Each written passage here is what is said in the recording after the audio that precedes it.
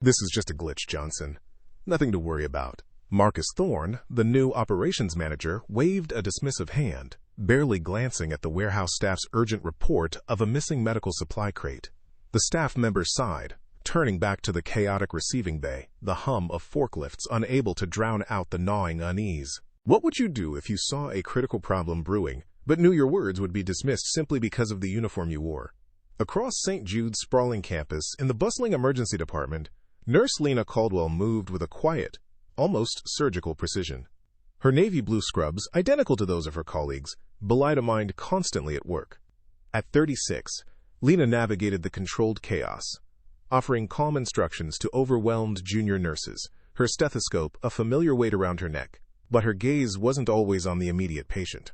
It often drifted, observing the flow of supply carts, the placement of crash kits, a thoughtful, almost analytical expression briefly crossing her face. Lena wasn't just working, she was watching. St. Jude's Medical Center was more than just a hospital. It was a sprawling, vital artery in the city's heart, serving a diverse and ever-growing population. Its corridors hummed with the ceaseless rhythm of life and death, a testament to the dedication of its staff. Yet, beneath the veneer of constant activity, the aging infrastructure groaned under the strain. Limited resources, outdated equipment, and an ever-increasing patient load meant that systemic cracks were inevitable. Dedicated doctors and nurses worked tirelessly, papering over the fissures with sheer willpower, but the underlying pressure continued to mount, making the institution ripe for overlooked problems. Late that night, Lena Caldwell, on her self-assigned night rounds through the central supply room, paused at a row of shelves. Her eyes scanned the labels of IV fluids and wound care kits. She noticed a subtle yet consistent mislabeling pattern for a specific category of sterile dressings. "Rough night, Tony?" she asked the tired supply tech, who was wrestling with a new shipment. "Always is, Lena," he grumbled, wiping sweat from his brow. "Feels like we're always running short on the green label stuff, even when the manifest says it's here. Just how things are, I guess." Lena nodded, a flicker of confirmation in her eyes. She hadn't revealed her true intent, but she had just gathered another critical piece of her puzzle. Meanwhile, in a newly refurbished office on the executive floor, Marcus Thorne had arrived. A man in his early 50s, impeccably dressed in a tailored suit, Marcus exuded an aggressive confidence that bordered on arrogance. He'd been brought in as the new operations manager, touting his innovative data-driven solutions to the hospital administrator, who'd offered a brief, strained handshake. Marcus saw St. Jude's not as a community pillar, but as a stepping stone, a challenge to conquer with his superior corporate strategies. He dismissed existing protocols as outdated, and the collective wisdom of the long-serving staff as resistance to progress. His focus was on flashy metrics and quick wins, blind to the intricate human systems beneath. Behind the scrubs lies a brilliant mind. Watch as Lena crafts the evidence that could save St. Jude's, if anyone listens. It was well past midnight. The nurses' lounge at St. Jude's, usually a hub of activity, was quiet, save for the hum of a forgotten vending machine. Lena Caldwell, her uniform exchanged for comfortable street clothes, sat hunched over a discreet laptop in a secluded corner. The screen glowed with a complex tapestry of data: inventory logs, delivery manifests, patient admission records, and supply usage reports. Her fingers moved with a practiced, almost surgical precision across the keyboard, cross-referencing, querying, and synthesizing. She wasn't just looking at numbers. She was seeing patterns, anomalies, and a burgeoning vulnerability in the hospital's critical supply chain. Each chart, each graph she generated, meticulously detailed the subtle mislabeling and misrouting she'd observed, building an undeniable case. This wasn't just a hunch. It was a meticulously constructed report, concise and actionable, designed to withstand scrutiny. A faint glint of gold caught the light for a moment, a corner of her official, gold-bordered ID badge peeking from her bag, a silent testament to the true authority hidden beneath the surface. Lena knew the stakes. She knew this data was St. Jude's lifeline. The first warning shot. Will anyone take notice, or is this hospital destined for disaster? The next morning, the emergency department was a symphony of controlled chaos. Lena, back in her navy scrubs, moved with purpose, her senses attuned to the rhythm of the ward. Near the nurses' station, she spotted Brenda, a veteran nurse with tired eyes, wrestling with a particularly stubborn IV pump. "Morning, Brenda," Lena offered, her voice calm. "Everything running smoothly?" Brenda sighed, pushing a stray hair from her face. "As smooth as St. Jude's ever gets. We're out of the pediatric peripheral IV catheters again. Had to improvise with an adult one. Careful not to blow the vein." Lena nodded slowly, a thoughtful expression on her face. "That's the third time this week for those specific catheters. Seems like a recurring logistical observation." Brenda just shrugged. A resigned acceptance etched on her features. "Just how things are here, Lena. Always a shortage of something. New manager hasn't changed a thing." Lena offered a sympathetic smile, but internally she logged Brenda's exasperation as another data point, another brick in the wall of evidence. The casual omission, the normalized inefficiency, it was all part of the pattern. He just dismissed the expert in the room. This arrogant manager is about to learn a harsh lesson. Lena had secured a meeting with Marcus Thorne, the new operations manager, in his pristine, overly modern office. She held her concise report, bound neatly and filled with data visualizations. "Mr. Thorne," Lena began, her voice steady, "I've identified a significant vulnerability in our supply chain, particularly concerning Category 3 medical devices. My analysis suggests a consistent misrouting that could lead to critical shortages." Marcus, leaning back in his executive chair, barely glanced at the report. He waved a dismissive hand. "Nurse Caldwell, I appreciate your initiative, but I've got things under control. My team has already implemented new inventory protocols." He cut her off, a condescending smirk playing on his lips. "Frankly, nurses don't typically handle operational logistics. Isn't your focus on, well, patient care?" Lena's jaw tightened, but her voice remained calm. "With respect, Mr. Thorne, the data clearly indicates you need to stick to taking vital signs, nurse." He interrupted again, his tone dripping with patronizing authority. "Leave the high-level analysis to management." He gestured vaguely to a stack of untouched folders on his desk, implicitly dismissing her efforts. "Watch as the new manager publicly shames a nurse for daring to speak up. How much more can she take?" The following week, during the weekly department head meeting, Marcus Thorne held court at the head of the polished conference table. Lena sat quietly among the other managers, observing. Marcus, with an air of self-importance, began his update. "Now, I've heard some rumors," he announced, glancing vaguely in Lena's direction, "about minor supply chain hiccups. Let me be clear. These are isolated incidents, easily rectified by diligent staff." He chuckled, a harsh, dismissive sound. "It seems some of our frontline personnel are eager to meddle in operations, rather than focusing on their primary duties. While their enthusiasm is noted," he paused, letting the sarcasm hang heavy. "Nurses, especially, need to remember their place in the organizational hierarchy. We have dedicated teams for logistics, not the floor staff." A palpable, uncomfortable silence settled over the room. Several managers shifted in their seats, avoiding eye contact. Lena, however, remained stoic, her gaze unwavering, her expression unreadable. She absorbed every word, every dismissive nuance, allowing it to fuel her quiet resolve rather than her anger. Dismissed, but not defeated. Lena's quiet determination is a powerful force. What's her next move? Later that night, in the quiet solitude of the locker room, Lena peeled off her scrubs. Her jaw was tight, a subtle clenching muscle betraying the frustration she felt, but her eyes, reflected in the small mirror, burned with an unbreakable resolve. Marcus Thorne's words echoed in her mind. Know their place, meddle in operations. He saw a nurse. She knew she was an architect.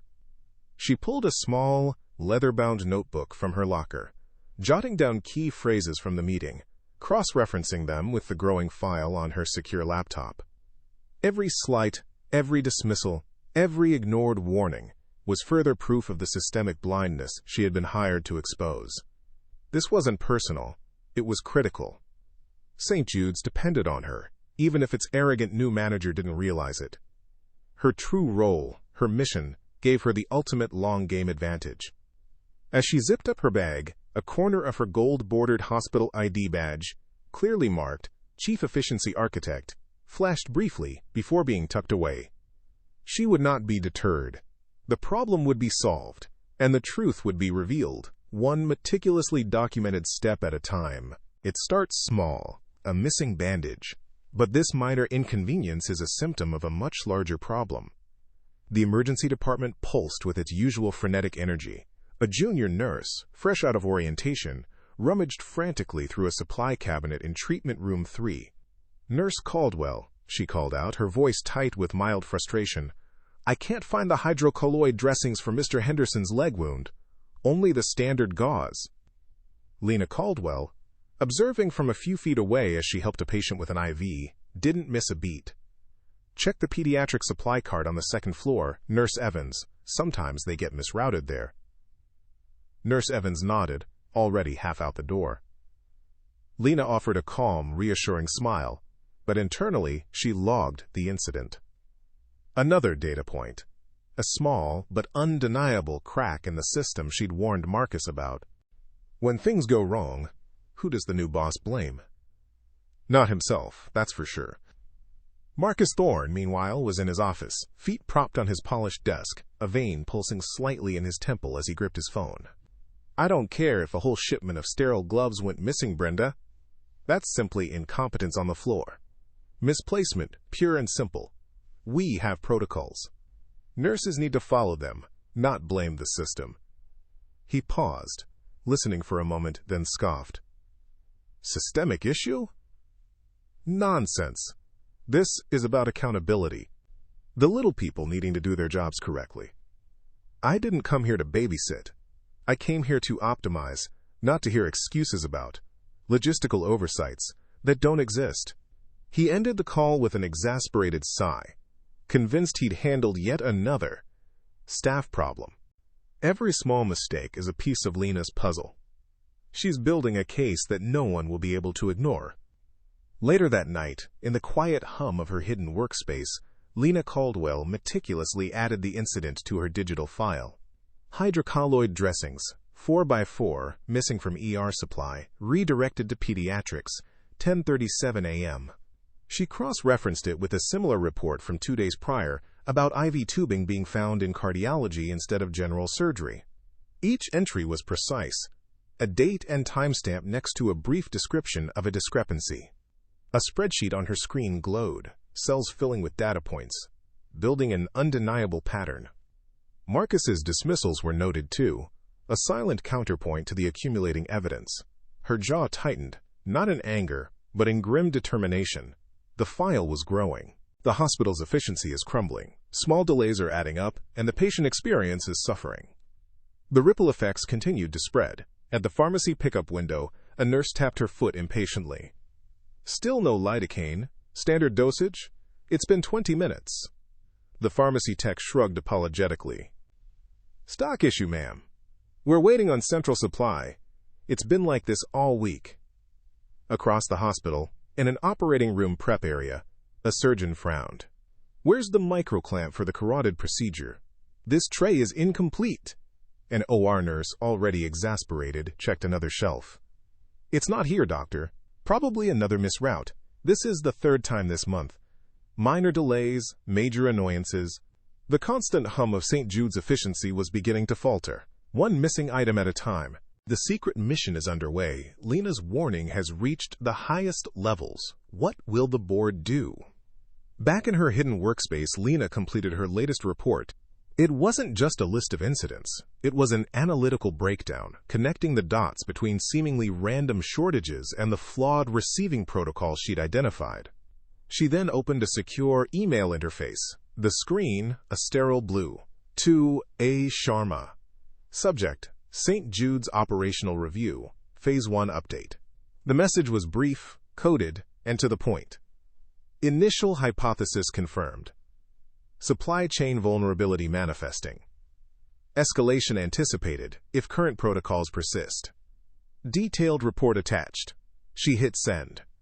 The stakes were now officially communicated to a higher power.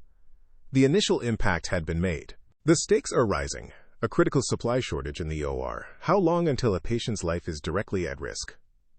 The sterile hum of the operating room at St. Jude's was usually a symphony of precision, but today a discordant note of panic cut through the air. Dr. Evans, brow furrowed with concentration, held out his hand expectantly. Suture, please. The 3-0 Proline. An OR nurse fumbled through the organized drawers of the supply cart, her movements growing increasingly frantic. Dr. Evans, I can't find it. We're critically low on Proline 3-0. Only 2 left, and this is a long closure. A ripple of unease spread through the team. The anesthesiologist glanced nervously at the patient's vitals. Lena Caldwell, observing from a discreet corner, her presence largely unnoticed amidst the controlled chaos, felt a familiar tightening in her chest. She noted the surgeon's frustrated sigh, the nurse's rushed whispers, the empty drawer where essential supplies should have been abundant. Another data point for her growing file, another consequence of a system silently unraveling. The solution is worse than the problem.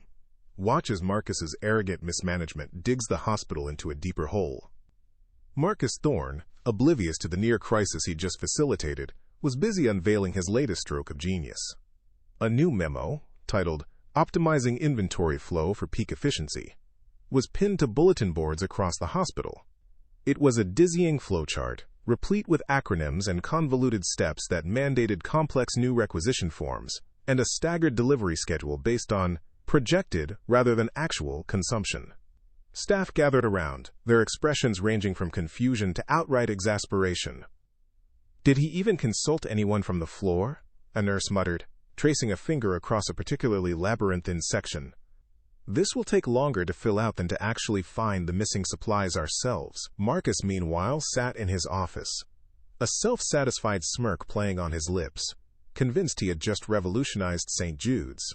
His solution was a testament to his belief that problems were solved by dictates from on high, not by understanding the ground-level reality. The hospital is buzzing with discontent. Everyone sees the problem, but no one dares challenge the new boss, yet. The cafeteria and break rooms of St. Jude's had become breeding grounds for a new kind of hospital gossip, whispers of scarcity. Did you hear about the OR this morning? Almost ran out of Proline, a doctor confided to a colleague over lukewarm coffee.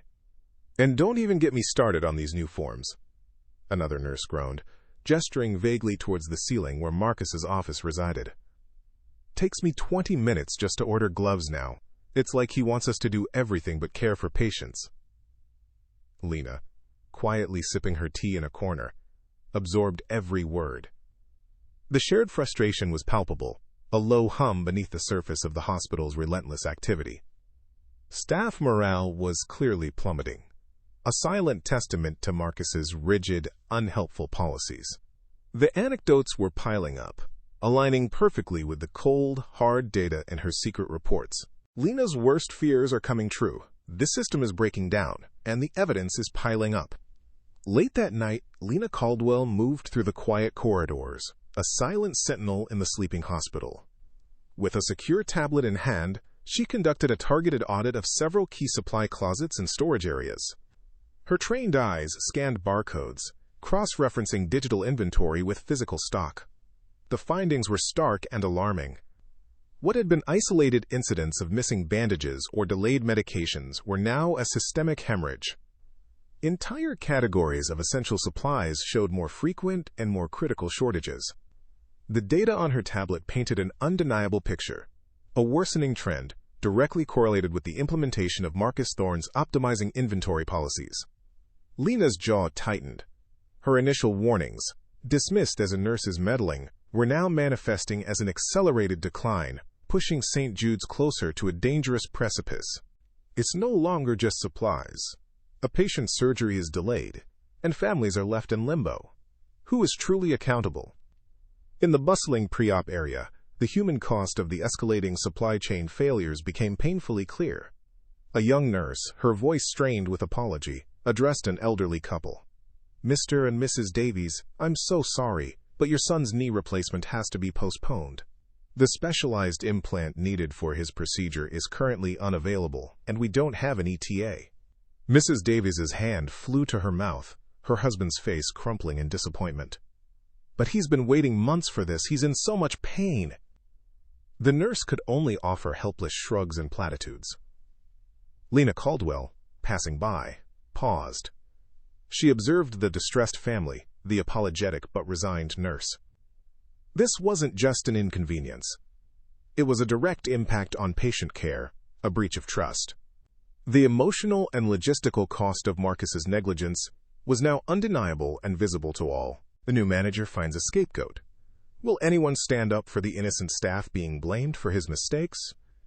Marcus Thorne's office, usually a sanctuary of manufactured calm, was anything but. The air vibrated with his indignation. Junior nurse Emily stood before his imposing desk, her hands clasped tightly, her face pale. A recent shortage of specialized IV catheters had caused a minor, but frustrating, delay in the ER, and Marcus had decided Emily was to blame. "This is simply unacceptable, Nurse Emily," Marcus boomed, his voice echoing off the pristine walls. "Poor inventory management on your shift, gross negligence, frankly. Do you understand the implications of misplacing critical supplies?" Emily stammered, trying to articulate the systemic issues she'd observed. "But Mr. Thorne, it's not just my shift. The labels on the last 3 shipments of those catheters were off, and the storage protocol you introduced last week actually diverts them to the pediatrics ward, even when adult ER needs them. It's a routing problem, not a storage error." Marcus cut her off with an impatient wave of his hand. "Excuses, excuses. I didn't come here to hear staff complain about routing problems. I came here to streamline operations, not babysit nurses who can't keep track of their supplies. Consider this a formal warning. Next time, there will be disciplinary action." Emily, defeated, nodded meekly and retreated, leaving Marcus to stew in his self-righteous anger. Lena offers a lifeline, but will Marcus's ego let him take it? Or will he just steal the credit? Later that afternoon, Lena Caldwell found herself in the main corridor, waiting for an elevator near Marcus Thorne's office. The door opened, and out stepped Marcus, talking animatedly on his phone, oblivious. As he ended the call and tucked his phone away, Lena seized her chance. "Mr. Thorne, if you have a moment." Lena's voice was calm, professional, cutting through the residual hum of his self-importance. Marcus paused, a flicker of annoyance crossing his face as he recognized the nurse who had dared to speak up at the last meeting. "Yes, Nurse Caldwell," he asked, his tone already dismissive. "I was just thinking about the recent catheter issue," Lena began, choosing her words carefully. "Perhaps a minor tweak to the receiving bay's routing schedule, specifically for high-demand, cross-departmental supplies, could alleviate bottlenecks. A simple retagging at point of entry, perhaps? Just a thought I had for efficiency gains." She offered a small, almost imperceptible nod, her gaze steady. Marcus considered her for a moment, a superior smirk forming. "Interesting. I'll consider it, Nurse Caldwell. Always looking for ways to improve efficiency, of course." He offered a perfunctory nod and strode past her, already forgetting the source of the suggestion, his mind already spinning on how he might rebrand it as his own stroke of genius. He stole her idea and ruined it. Watch as Marcus's arrogance turns a brilliant solution into another problem. A week later, Lena sat quietly in the corner of a weekly department head meeting. Marcus Thorne, beaming with self-satisfaction, stood at the front, projector humming behind him. "My latest initiative," he announced, gesturing grandly to a slide titled, "Optimized Supply Routing, a Thorne Innovation." On the screen was a convoluted flowchart, a distorted echo of Lena's simple, elegant suggestion. Marcus had indeed taken her idea of retagging at the receiving bay, but in his haste to claim credit and his superficial understanding of the underlying logistics, he had added layers of unnecessary bureaucracy. Instead of a simple retag, he'd instituted a multi-step verification process, requiring sign-offs from 3 different managers, all before the supplies even left the receiving bay. "This will ensure absolute accountability and prevent any further misplacement of critical items," Marcus declared, puffing out his chest. The department heads offered polite, but unenthusiastic, nods. They could already foresee the delays this new innovation would cause. Lena, in her corner, simply made a note. It wasn't enough for Marcus to steal an idea. He had to break it in the process. "The hospital is in chaos. Appointments canceled, patients fuming. It's a logistical nightmare, and Marcus is clueless." The admissions desk was a scene of controlled chaos. Phones rang incessantly, and a line of increasingly frustrated patients stretched into the main lobby. The Thorne innovation had done precisely what Lena had predicted. It had created more bottlenecks. What was supposed to be a simple retagging had become a multi-day ordeal, delaying the availability of even common supplies. "I'm so sorry, Mrs. Henderson," a flustered admissions clerk explained for the 5th time that hour. "Your knee surgery will have to be pushed back. We're still waiting on the specialized screws. They're stuck in operational review." A patient holding a cancellation slip threw his hands up in exasperation. "This is the 3rd time. My MRI appointment has been rescheduled twice because they don't have the proper contrast dye in stock." Lena, passing by on her rounds, observed the escalating frustration. She saw the overwhelmed staff trying to manage the unmanageable, patients visibly upset, their health and lives put on hold due to a manager's unchecked ego and a stolen, corrupted idea. Each frustrated sigh, each rescheduled appointment, was another data point in her growing dossier, a testament to Marcus's profound lack of insight. He's completely oblivious. Marcus is still convinced he's a genius, even as his hospital crumbles around him. In his office, late afternoon sunlight streamed through the window, illuminating dust motes dancing in the air. Marcus Thorne leaned back in his chair, feet propped on his desk, a confident smirk playing on his lips. He reviewed a stack of reports, glossy summaries he'd commissioned that conveniently overlooked the growing chaos. Delays in patient scheduling? Unforeseen circumstances, he muttered, flipping a page. Staff complaints about new protocols? Resistance to change from old guard employees, he mentally scoffed. Supply shortages? Minor hiccups, easily attributed to individual errors, not my brilliant system. Marcus was convinced he was a visionary, a disruptor, shaking up an old, inefficient system. He saw the hospital's mounting problems as mere ripples in his wake of progress, easily explained away by factors external to his genius. Oblivious to the ticking time bomb he had assembled, he remained supremely confident. Utterly blind to the impending crisis his arrogance had wrought.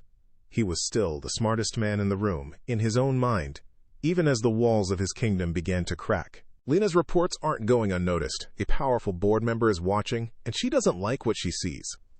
Miles away from St. Jude's chaotic corridors, in a sleek, glass-walled office high above the city, Dr. Anya Sharma meticulously reviewed the latest encrypted report. Her name was synonymous with strategic foresight on the hospital board, her reputation built on an uncompromising pursuit of excellence. As she scrolled through Lena Caldwell's detailed findings, the escalating discrepancies, the critical shortages, and Marcus Thorne's documented dismissals, her expression hardened. The data painted a damning picture, a systemic rot that Marcus, in his arrogance, was either blind to or actively exacerbating. This wasn't just an operational oversight. It was a crisis in the making, and Sharma knew precisely who was to blame. The whispers begin. The hospital board is starting to connect the dots, and Marcus's days are numbered. Later that week, in the hushed opulence of the executive lounge, Dr. Sharma discreetly approached a trusted fellow board member, Mr. Harrison. "The patterns at St. Jude's are becoming troubling, Harrison," she began, her voice a low murmur. "Our observers' reports indicate a rapid decline in operational efficiency, directly linked to the new management's interventions." Harrison nodded gravely, glancing at a shared tablet displaying a summary of Lena's data. "So, the systemic issues we feared are accelerating?" he asked. Sharma's gaze was firm.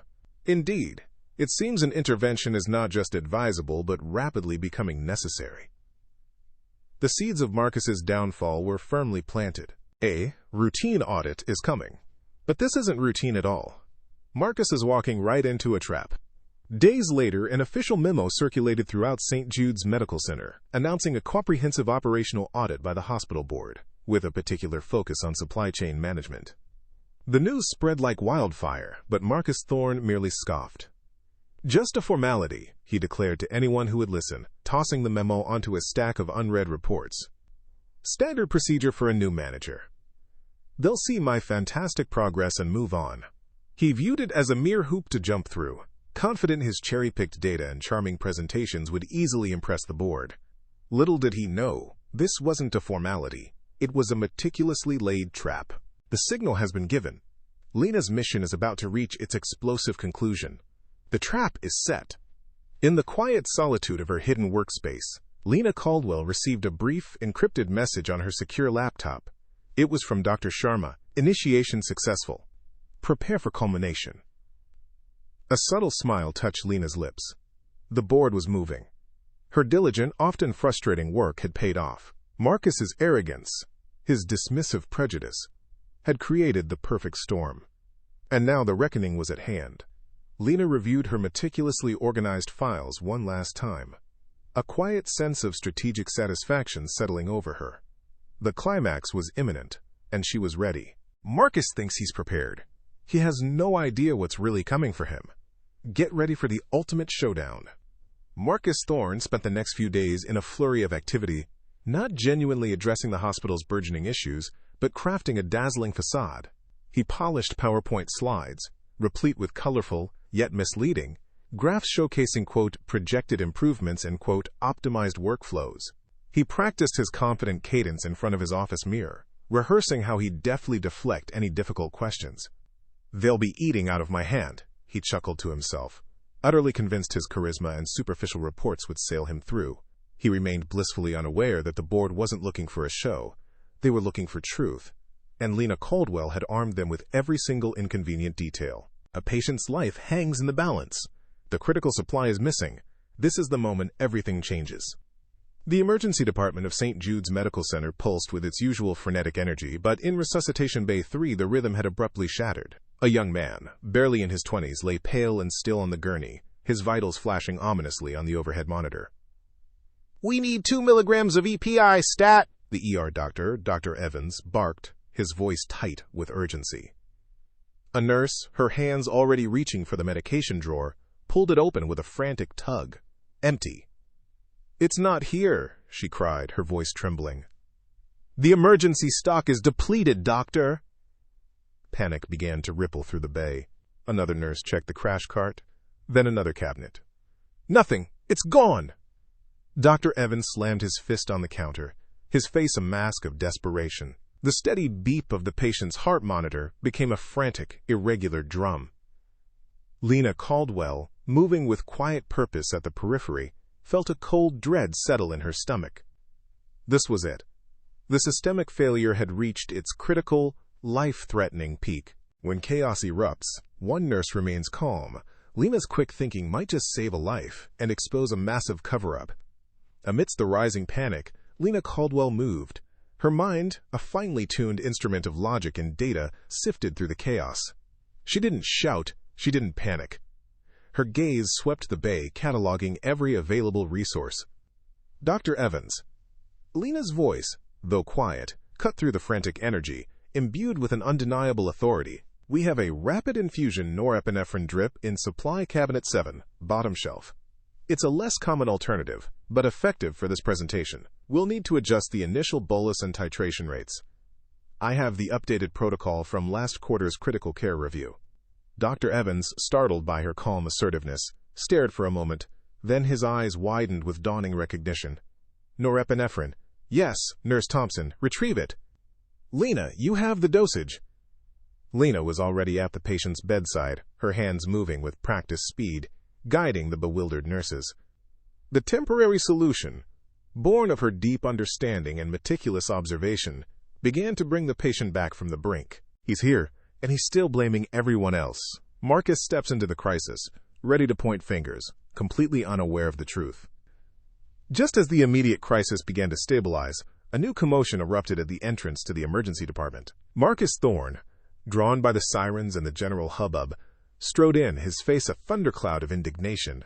He pushed past a junior nurse, his crisp suit seeming entirely out of place in the organized chaos of the resuscitation bay. "What in the blazes is going on here?" Marcus bellowed, his voice echoing off the sterile walls. "Dr. Evans, this looks like absolute mismanagement. Another supply shortage? I thought my new protocols were clear. This is unacceptable, frankly. Appalling staff error." Dr. Evans, still breathing heavily from the near mist, turned, his face flushed with anger and exhaustion. "Mr. Thorne, this is not a matter of staff error. This is a systemic failure, a critical shortage of basic emergency medication." Marcus scoffed, waving a dismissive hand. Nonsense. Just another excuse for incompetence. You nurses and doctors always blame the system when you can't manage your own inventory. Lena Caldwell watched him, her expression impassive, a quiet storm brewing behind her eyes. She finally said it. Lena confronts Marcus head-on with the truth. Get ready for the fireworks. Marcus Thorne continued his tirade, oblivious to the fact that he was standing in the very eye of the storm he had helped create. He was mid-sentence, lecturing a visibly shaken ER nurse, when Lena Caldwell stepped forward. Her movements were deliberate, her posture radiating a quiet strength. "Mr. Thorne." Lena's voice was calm, clear, and unwavering, cutting through his bluster like a surgical scalpel. "This is not staff mismanagement. This is a direct consequence of the supply chain flaw I reported weeks ago." The words hung in the air, sudden and sharp. Marcus's mouth, open to launch another accusation, snapped shut. He blinked, his confident smirk dissolving into a look of momentary stunned disbelief. The ER doctor, the nurses, even the security guard who had paused nearby, all watched with bated breath. Lena stood tall, her gaze fixed on Marcus, challenging him to deny the truth she had laid bare. He just threatened her career. Marcus doubles down on his arrogance, completely unaware that his world is about to shatter. Marcus Thorne quickly recovered, his face flushing a deep, angry red. The momentary shock was replaced by pure, unadulterated fury. "How dare you?" he spat, stepping closer to Lena, his voice dropping to a harsh, dangerous whisper, yet still audible to the stunned staff. "This is gross insubordination, nurse. I don't know what kind of fantasy world you live in, but around here, nurses stick to their duties and leave operational matters to management. I'm warning you, Lena Caldwell. Another word like that, and I will see to it that you are disciplined, effectively, immediately. Know your place and get back to nursing duties, now!" His finger jabbed the air, inches from her face. Lena did not flinch. Her gaze remained steady, unwavering, holding his angry stare. She knew exactly what her place was. And so did the powerful figures who were about to walk through those very doors. "Get back to your duties, Nurse Caldwell. This is an administrative issue, not a patient care emergency, and certainly not your concern." Marcus Thorne's voice, thick with fury and contempt, cracked through the strained air of the emergency department. His face was a mottled red, his finger pointed accusingly at Lena. The ER doctor, still reeling from the critical medication shortage, watched Lena with a mix of despair and quiet admiration, knowing she was about to face the full force of Marcus's misplaced rage. But just as Marcus prepared to launch into another scathing reprimand, a ripple of movement at the ER entrance caught his eye. A small group of figures, dressed in impeccably tailored suits and carrying an air of quiet authority, had just entered. At their head stood Dr. Anya Sharma, her posture ramrod straight, her expression unreadable but intensely observant. Marcus's tirade died in his throat, his arms slowly lowering. He recognized Dr. Sharma and, with a dawning horror, the other high-ranking board members accompanying her. His flustered mind scrambled for composure, a nervous laugh catching in his throat.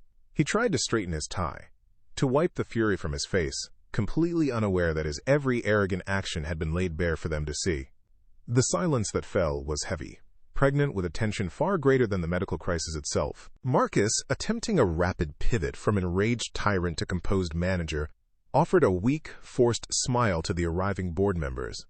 "Dr. Sharma!" Unannounced visit. How? Unexpected.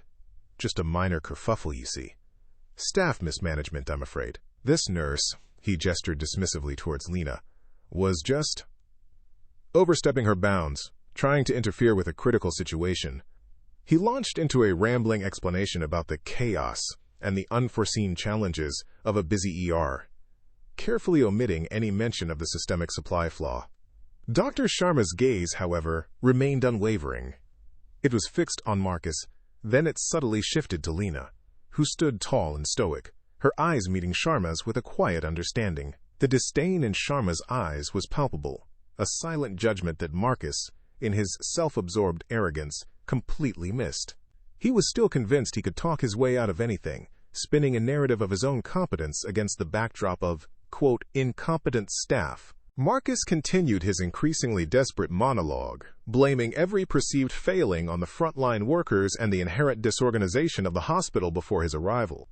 He was painting a picture of himself as the lone beacon of order in a sea of chaos, oblivious to the critical eyes of the board members. Suddenly, Dr. Sharma raised a hand, a gesture so subtle yet so commanding that it sliced through Marcus's bluster like a scalpel. "That's quite enough, Mr. Thorne," she stated, her voice calm but imbued with an authority that left no room for argument. The words hung in the air, echoing in the now absolute silence of the emergency department. Every head turned. Nurses, doctors, even the security guard who had been making his rounds, stood frozen, their eyes wide. Marcus's mouth, mid-sentence, snapped shut, his face paling as the full weight of the silence and the power behind it finally registered. The jig was up. The air crackled with anticipation, the staff holding their breath. Dr. Sharma turned her piercing gaze from Marcus to Lena. A subtle, almost imperceptible smile touched Sharma's lips, a silent acknowledgement of a mission accomplished. "Mr. Thorne," Dr. Sharma began, her voice carrying across the silent department, "you've spent the last several minutes dismissing the very person we hired to identify flaws like this. A person whose warnings you repeatedly ignored." She paused, letting the implications sink in before delivering the final, devastating blow. "Allow me to formally introduce Lena Caldwell, our Chief Efficiency Architect, reporting directly to the hospital board." As Sharma spoke, Lena calmly reached into her scrub pocket and, with quiet dignity, pulled out her gold-bordered hospital ID badge, displaying it for all to see. The name was clear, Lena Caldwell. The title, undeniable, Chief Efficiency Architect. Marcus's jaw went slack, his eyes wide with a horrifying realization. A collective gasp rippled through the staff. His world, built on a foundation of arrogance and dismissiveness, had just shattered. Marcus stammered, "That's impossible! She's a nurse! She wears scrubs!" His voice was a pathetic whisper, devoid of its former bluster. Dr. Sharma stepped forward, a tablet now in her hand. "Indeed, Mr. Thorne. And while she was just a nurse in your eyes, she was also meticulously documenting every single flaw, every ignored warning, and every instance of your dismissal." On the tablet screen, a spreadsheet glowed, displaying Lena's precise data. Dates, times, specific supply discrepancies, cross-referenced with Marcus's dismissive email replies, and the minutes from meetings where he'd scoffed at rumors of supply issues.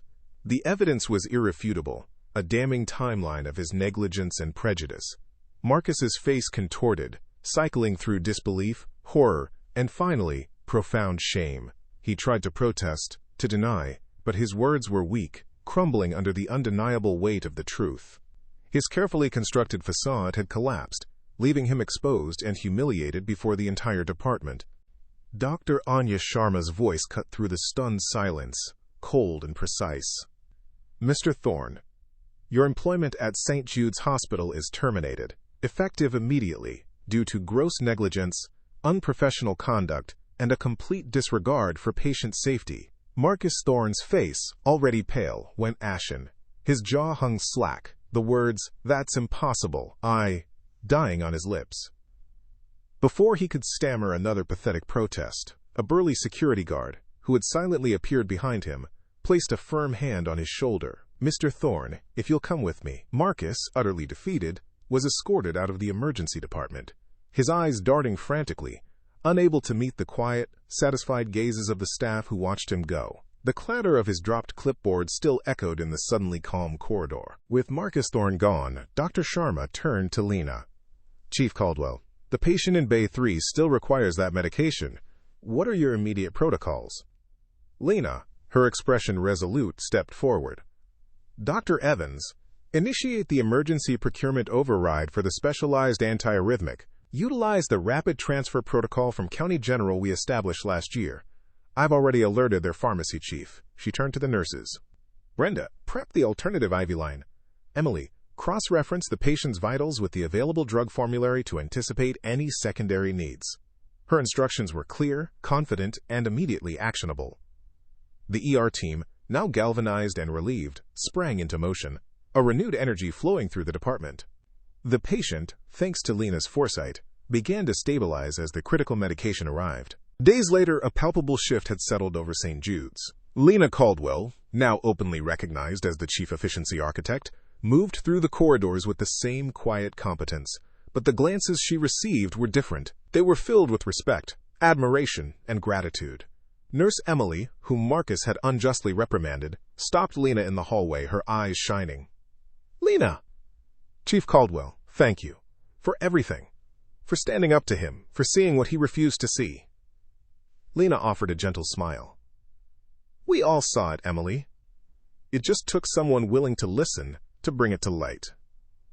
Other staff members offered warm handshakes and nods of genuine appreciation. The hospital had a new leader, and with her, a renewed sense of purpose. In the hospital auditorium, a week after the incident, Lena Caldwell stood at the podium, Dr. Anya Sharma by her side. Addressing the assembled staff, Lena's voice, calm and clear, resonated through the room. What happened here was a stark reminder. Good ideas, critical warnings, and the most profound insights into our operations do not come with a specific title or a particular uniform. They come from every corner of this hospital, from every single one of you. Dr. Sharma nodded, reinforcing Lena's message. The board is committed to fostering an environment where every voice is heard, every observation valued. Because true efficiency, true patient care, relies on collective intelligence, not individual arrogance. And so, the story of Lena Caldwell, the unseen architect, became a powerful testament. In a world too quick to judge by appearance or assumed position, her journey proved that expertise and wisdom often reside in the most unexpected places. Never let anyone's prejudices prevent you from speaking your truth. Never underestimate the quiet observer. Because sometimes, the person you dismiss might just be the most qualified mind in the room, ready to build a better future.